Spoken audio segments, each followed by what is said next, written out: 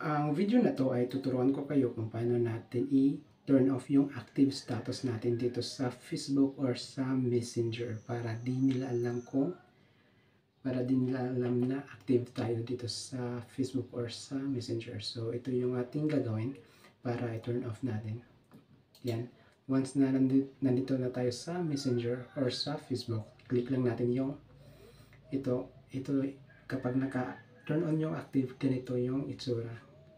Pero kapag turn off natin yung active status natin, so punta tayo settings dito natin, hanapin natin yung active status. Ito, active status ay naka-turn on. So ito turn off natin ito para di nila alam na active tayo sa ating Messenger. So turn off natin. Tapos may option tayo dito until I change it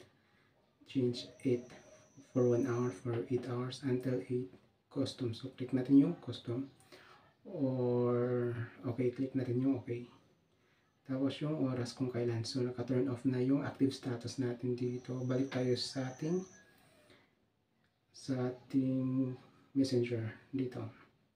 So naka-turn off na yung ating status, or see who's active.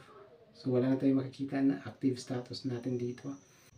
So ayun, ganun lang kasimple kung paano natin i-turn off yung active status natin sa Facebook or sa Messenger.